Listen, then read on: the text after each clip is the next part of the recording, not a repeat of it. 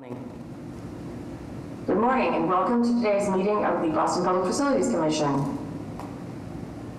Take it from here. Thank you, Chair Craven. Good morning. This meeting is being recorded, broadcast live. To start with this morning, I will ask the PFC Secretary, Colleen Daly, if she would please conduct the roll call. Thank you, TT. Participants, please unmute your device and confirm your presence when I call your name. Beginning roll call with the Commission. Catherine Craven, Chair. Present. Larry Mamoli, Commissioner. Present. Donald Wright, Commissioner. Present. TT Lee, Legal Advisor. Present. Catherine Pendleton, Article Clerk. Present. Next with the Mayor's Office of Housing, Rick Wilson, Director of Administration and Finance. Present. Joe Backer, Senior Development Officer in Neighborhood Housing Development Division. Present. Sylvia Adorno, Senior Program Manager, Boston Home Center. Present. Teresa Strachilla, Program Manager, Grow Boston. Present. I'll read for the record the remainder of the individuals who are in attendance but will not be presenting in today's meeting. Attendees do not need to unmute your device when I call your name. Antonio Leish, Senior Development Officer, NHD. Lauren Forbes, Assistant Corp Counsel, Law Department. James Smith, Senior Environmental Compliance Manager, REMS. Ben Daly, Administration and Finance Operations Officer, and Tom Dankert, Intern, MOH. And this concludes roll call. Thank you. Thank you, Colleen. The first order of business before you this morning concerns draft meeting minutes for the Boston Public Library, Boston Fire Department on May 1st, 2025, and the Public Facilities Department and the Mayor's Office of Housing on May 21st, 2025. Is there a motion to approve these meeting minutes? Motion to approve. Second. All in favor? Aye. Thank you. The meeting minutes for May 1st for BPL, BFD, and May 21st for PFD and MOH are hereby approved. Housing, we have Rick Wilson, Finance. MOH has 5 items on the agenda for today. Vote number 1 is being presented by Joe Backer, Senior Development Officer with the Neighborhood Housing Development Division. This is a request for an amendment to the vote of June 26, 2024 to extend the tentative designation intent to sell period from 36 to 39 months to Madison Park Development Corporation. This is for vacant land located at 75 to 81 Dudley Street, Roxbury. Joe, if you please present vote number 1. Thank you, TT, and good morning, Commissioners. I'm here requesting PFC approval of an extension of the tentative developer designation of Madison Park Development Corporation for the parcel identified in the vote package in the Roxbury section of Boston. As background, the PFC voted to approve a tentative developer designation of Madison Park on June 15th, 2022, and voted to extend the designation on July 19th, 2023, and June 26th, 2024. You can see the enclosed project memo submitted with the Commission vote request for the full process development and designation background. This project will create 15 total homeownership residential units with 4 one-bedroom units and 11 two-bedroom units. The homes will be affordable to households with incomes at 80% and 100% of area median income. The Madison Park team has made significant progress in the time since the PFC's most recent vote, and they have completed the milestones that MOH looks for prior to bringing a conveyance vote to the PFC. This 3-month extension is being requested in order to complete an update to the original site appraisal that was conducted in 2019.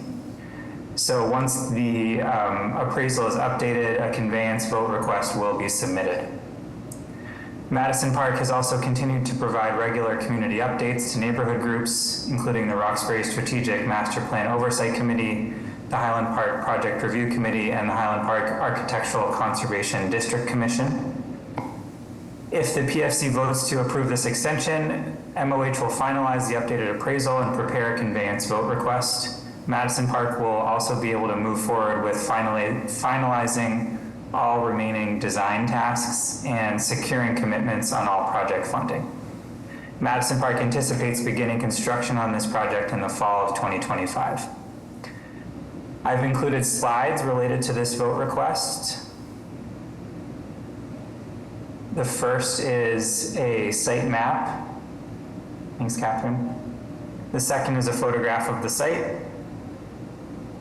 and the third is a rendering of the proposed building. I'm here to answer any questions you may have. Thank you. Great, any questions? No questions. It's good to see that in 3 months, so hopefully gets this started. Commissioner? No questions. Okay, Motion to approve? Second? all in favor? Aye. Aye, excellent. Thank you. Vote number Thank 1 is you. hereby approved. Vote number 2 is also being presented by Joe Backer. This is a request for amendment to the vote of June 26, 2024 to extend the tentative designation intent to lease period from 72 months to 84 months to Cruise Development Corporation. This is for portions of vacant land located at 135 Dudley Street, 2430 and 2406 Washington Street in Roxbury. Joe, if you please present vote number 2. Thank you. I'm requesting PFC approval for a 12-month extension to the tentative developer designation of Cruise Development Corporation for the parcels identified in the vote package in the Roxbury neighborhood of Boston. PFC voted to approve the 24-month tentative developer designation of Cruise Development on July 17th, 2019, and voted to extend the designation in 2021, 2023, and 2024. Please see the enclosed project background memo submitted with the prior commission vote request for the full process, development, and designation background. Since the last PFC vote, Cruise Development has made significant progress in advancing key development tasks to advance this project. In recent months, Cruise has determined the financing structure for the homeownership portion of this project, which will allow the entire project to begin finalizing all commitments of funding and subsequently close on all funds before construction commences. Furthermore, the team has advanced site plans and design documents, including revisions to plans and vehicle access paths that accommodate the logistical needs of the Roxbury Courthouse. And they've brought these design documents forward to a level of completeness that will enable construction pricing to begin and a final stage of MOH design review as well. Cruise has been in close and frequent contact with our team at MOH to revise and update the plans and budgets for this complex project. And as all this work has moved forward, Cruise Development has worked hard to keep the community updated, including multiple updates delivered to the Roxbury Strategic Master Plan Oversight Committee, which originally endorsed the developer designation of Cruise Development. I've included slides for this presentation. The first shows a site map.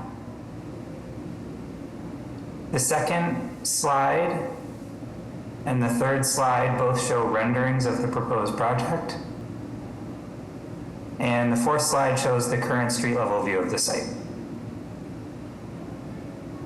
The extension of the tentative developer designation will allow Cruise Development to seek a building permit from Inspectional Services, and later this year to initiate a financing closing with public and private lenders and investors. If PFC approves this time extension request, MOH expects to return to the PFC for a conveyance vote request when public and private funding sources are committed and project designs are considered final. And I'm here to answer any questions you may have. Any questions? More comment, we just voted on a new appraisal, and I see that this appraisal is of 2019, so I assume we'll get a new appraisal before final conveyance. Yeah, that's correct. We'll prepare a new appraisal for a conveyance vote package. No other questions? Just more of a comment, Joe. I just want to commend you for the work on this project. Very complicated site that's been going on for a bit. Glad to see we're getting towards the end of the tunnel, so to speak. A lot of progress in Union Square right now, 2147 Washington Street, that Haley House site being one of them. So again, kudos to you and the team. No more comment. Thank you. I appreciate it. We're getting there. Motion to approve. Second? All in favor? Aye. Vote number 2 is hereby approved. Thank you very much. Thank Vote you. number, thank you. Vote number 3 is being presented by Sylvia Adorno, Senior Program Manager with the Boston Home Center Division of MOH. This is a request for a vote to accept and expend a grant from the Commonwealth of Massachusetts Division of Banks to implement foreclosure prevention counseling services. The grant amount is $225,000, and the duration of services will be through December 31st, 2025. Sylvia, if you would please present vote number 3. Thank you so much. Good morning, everyone. Happy Wednesday. In these financial uncertain times currently in the world, it is an honor and privilege to say that the Foreclosure Counseling and Intervention Unit at MOH was awarded a total of $225,000 in grant funds as the Regional Foreclosure Education Center. This grant supports first-time homeownership counseling programs in the city of Boston. The funding is possible through administrative fees associated with the licensure of loan originators according to Chapter 255F of the Massachusetts General Laws. MOH was awarded these funds to support foreclosure activities through calendar year 2025 to implement foreclosure prevention. This has been the 18th consecutive year a grant amount has been awarded to us. The funds will be used for the following: the technical assistance of our nonprofit partner agencies contracted to provide regional foreclosure prevention counseling services to Boston homeowners. Our nonprofit contractors are chosen through a publicly advertised RFP process. These nonprofit partners provide free foreclosure counseling to Boston homeowners. Our current nonprofit partners are Urban Edge, ABCDE Mattapan Family Service Center, and ESAC, Ecumenical Social Action Committee. To provide marketing for the program and staff foreclosure, training, and for a technical assistance program for small condominium associations with members facing foreclosure. In past years, we have assisted over 10 condominium associations. This year, we will be hosting a foreclosure prevention and intervention counseling workshop on September 13th at the Bruce Bowling Building, where we will be inviting our partner agencies and resource agencies such as Eversource, National Grid, Assessing Boston, Office of Workforce Development Boston, and Rebuilding Together Boston, amongst others. Some of the funds for this workshop will be used to rent the space and marketing. In the past, we have hosted 2 workshops per year in different locations in the city, which have had great success. The additional funds will allow MOH to increase home preservation services for homeowners who are struggling with housing expenses due to economic stagnation and rising costs due to inflation. This fiscal year, MOH assisted 76 homeowners with this service. The Boston Home Center and our partners provide free and confidential foreclosure prevention and intervention services to owner-occupied Boston homeowners. This fiscal year to date, MOH has completed 114 new intakes. In addition, 165 homeowners received assistance, which helped them to avoid foreclosure. 48% of whom received a modification and 44% of whom received home preservation services. Also, among the new clients who completed an intake, 21% were delinquent, 52% were at risk, and 27% were petitioned. MOH's foreclosure prevention and intervention services are key to providing homeowners with the assistance needed to address these issues earlier in the process so their homes are not petitioned and or foreclosed upon. Many homeowners are still struggling with economic conditions that are impacting their ability to pay their mortgages and rising living expenses due to inflation. Recent reports have shown that rising costs are creating cost burdens for homeowners as the cost for insurance and taxes can increase housing expenses by up to $1,000 a month.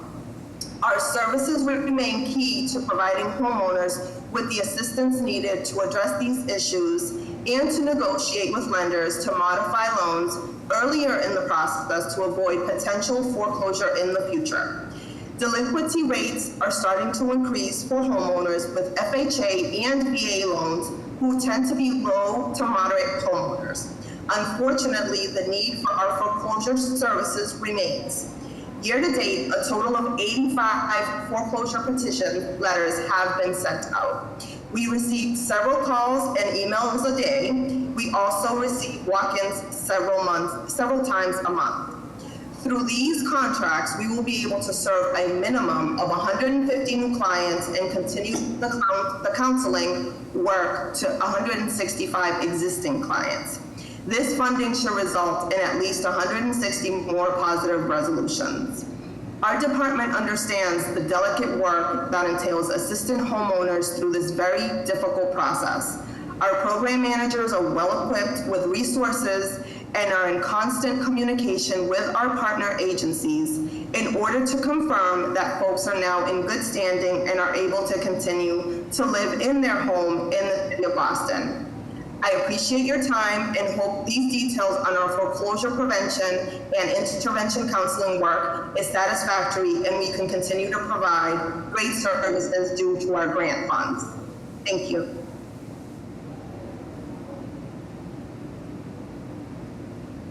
It's not the Thank you. difficulty, but he has you severed.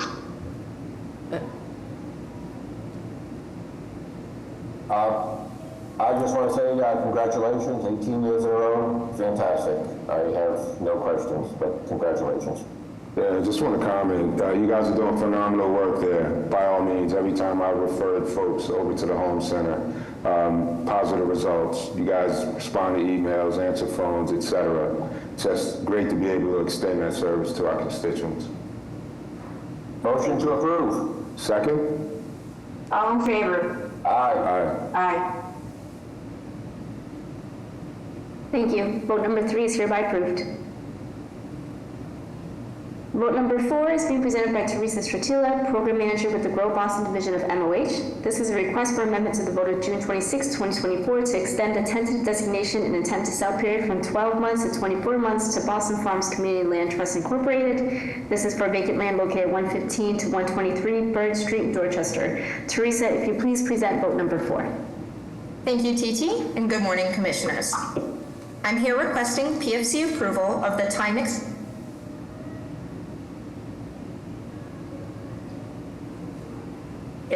hereafter known as Boston Farms CLT, for the parcel identified in the vote package in the Dorchester section of Boston.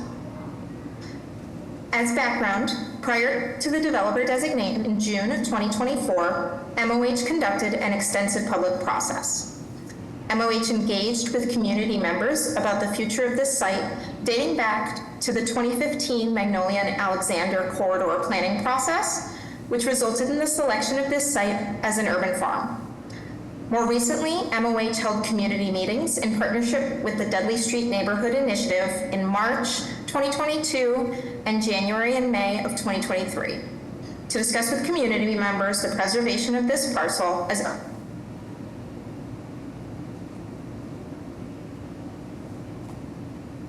request for proposals was issued on January 16th, 2024, and advertised in the State Central Register, the Boston Herald, and the City Record.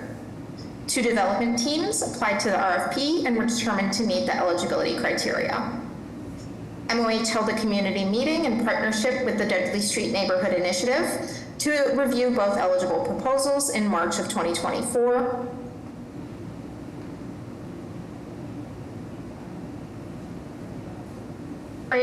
On June 26, 2024.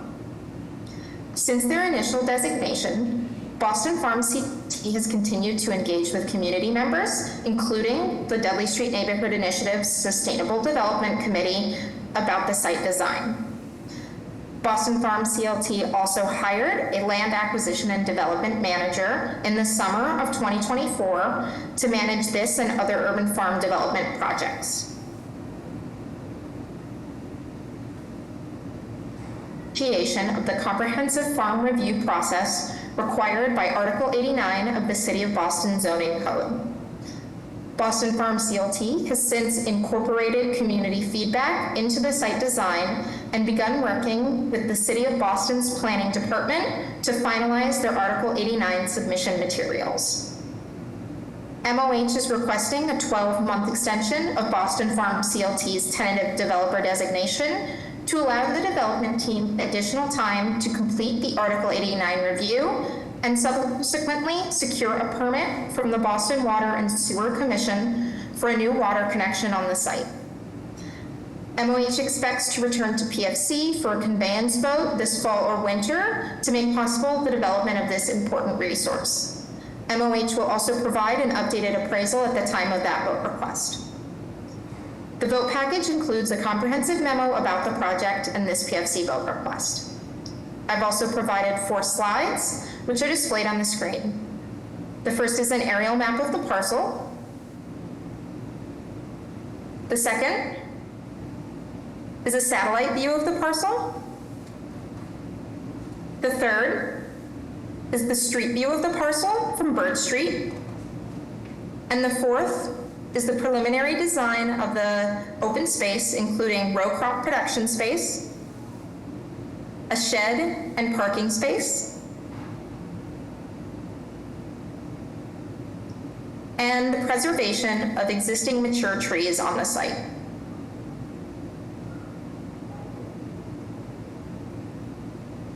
In summary, if PFC approves this vote request to extend the tentative developer designation by 12 months, it will lead to the following public benefits.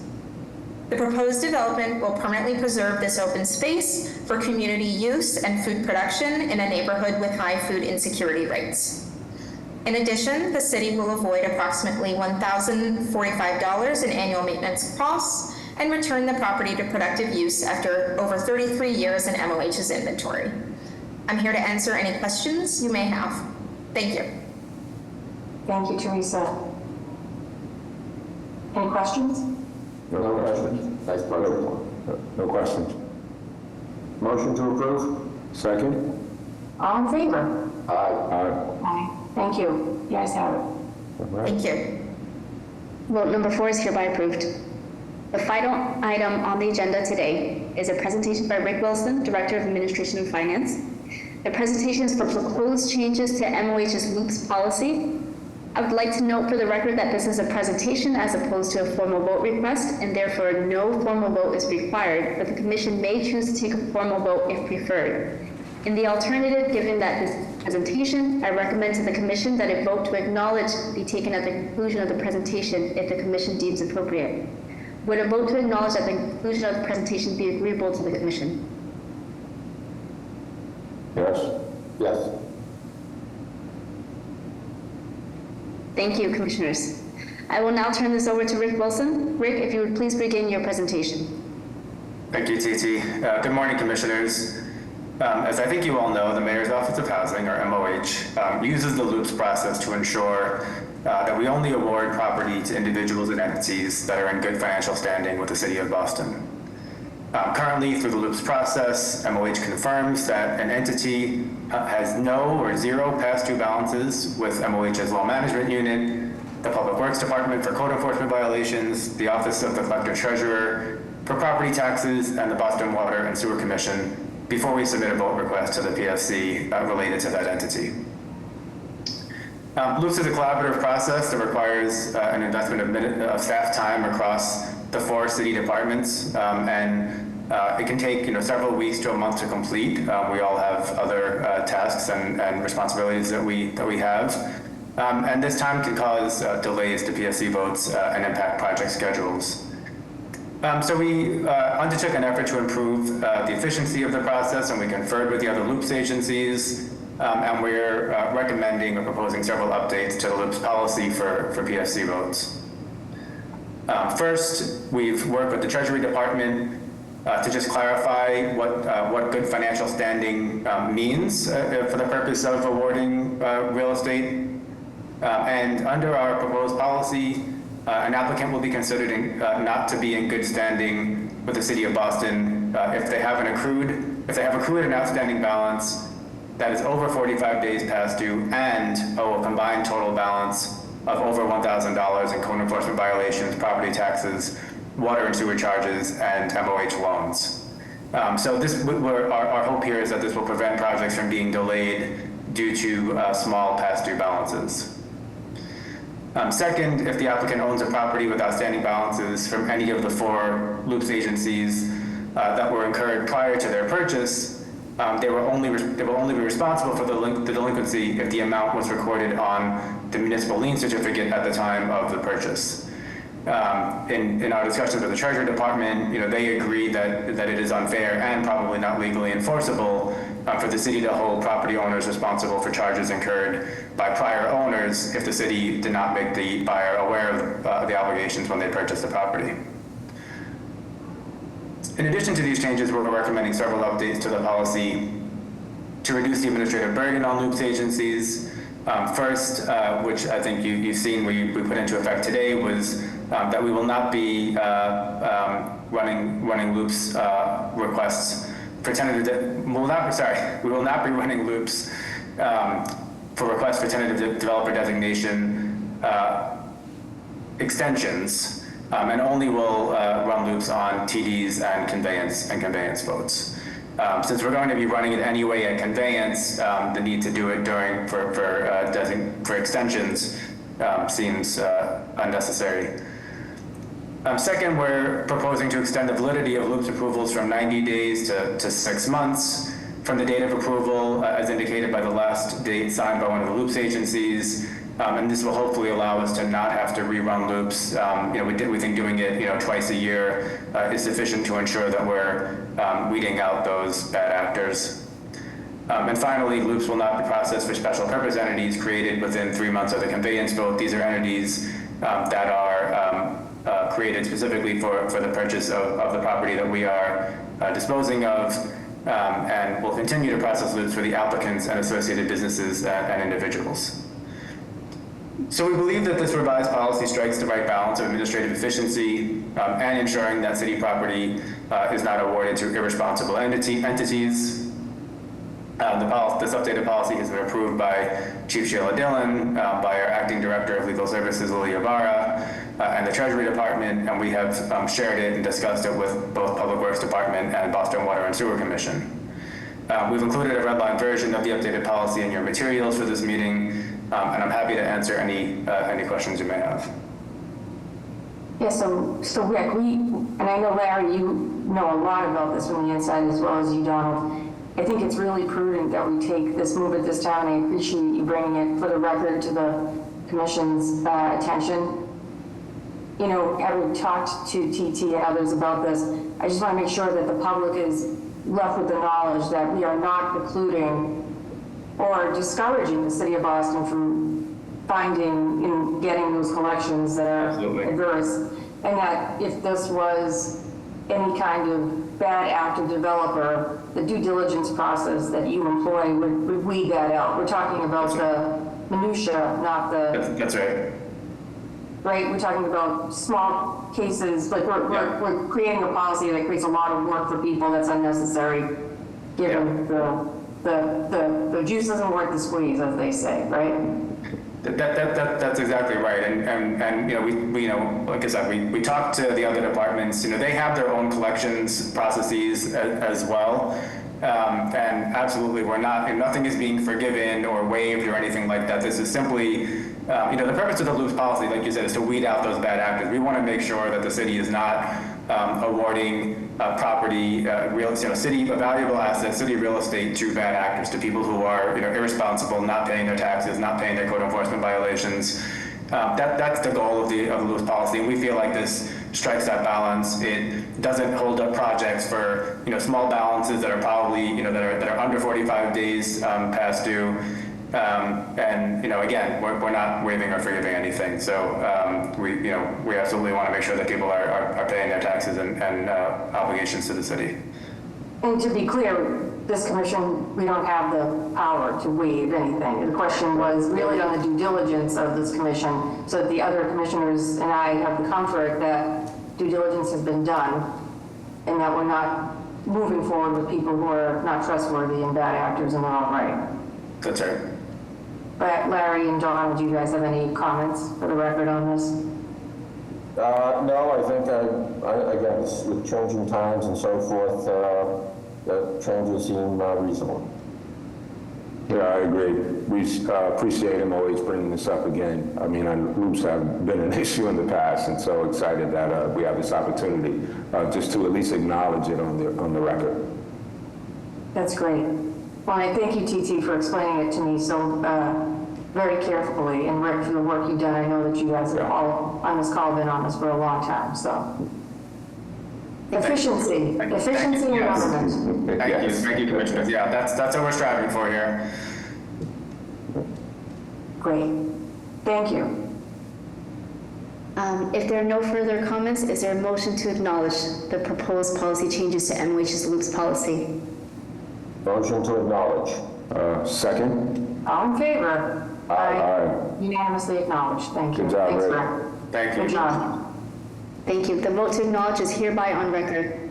This concludes the agenda for MOH for today's meeting. Is there a motion to adjourn this meeting? Motion to adjourn. Second? All in favor? Aye. Aye. Thank you. Thank you, everybody. Thank you. Take care, folks. Bye-bye.